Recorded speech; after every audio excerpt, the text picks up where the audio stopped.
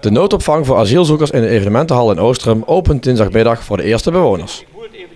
Op maandag werden verschillende genodigden, waaronder burgemeester Michiel Uitenhaag, al rondgeleid. Er gaan hier 350 mensen die in de procedure gaan of willen om in Nederland een asielstatus te krijgen. Die gaan we hier tijdelijk huisvesten.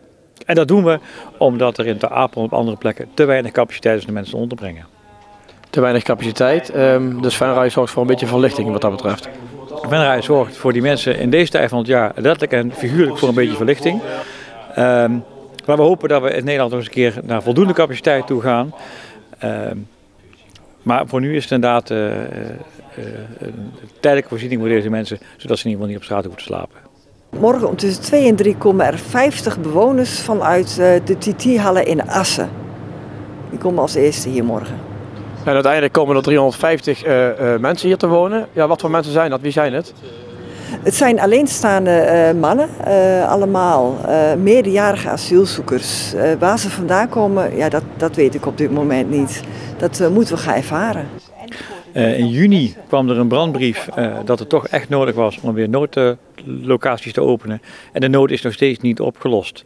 En we hebben dus de voorbereiding getroffen om de hal, zoals die een paar jaar terug in gebruik was, weer in gebruik te nemen. De mensen blijven hier in principe 6 maanden.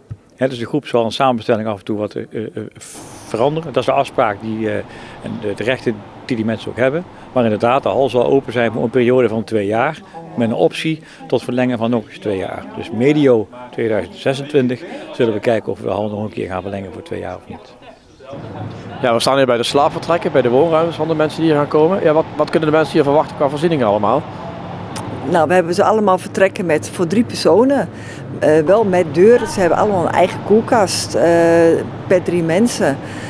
Daarnaast is er een recreatiezaal waar ze kunnen eten en waar ook tv-ruimte zit, waar ze gezellig kunnen eten.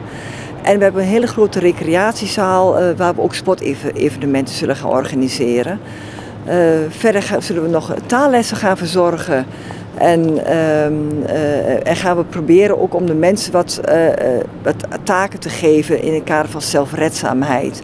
Dus ze zullen zelf de eigen ruimtes blijven schoonhouden met poetsen en daar krijgt ze een kleine vergoeding voor. De ambitie van mij is, en die was ook al, dat heb ik ook al wel uitgegeven, zullen we eens kijken of die mensen wat dan heet een BSN-nummer kunnen geven, zodat ze bij reguliere bedrijven ook aan de slag kunnen. En eigenlijk is het ook wel iets wat het Rijk en de andere mensen ook wel graag willen. Helaas zijn er wat achterstanden, landsbreed. Dat kan ik ook niet zomaar veranderen. Maar zodra dat kan, wil ik me sterker maken dat deze mensen ook in Venray een burgerservice nummer krijgen, een BSN-afkorting. En dat ze dan bij bedrijven aan de gang gaan. En ik heb er vertrouwen in en de eerste contacten hebben we ook al gelegd dat de bedrijven dan klaarstaan om mensen ook aan de slag te laten gaan. En dan nog iets.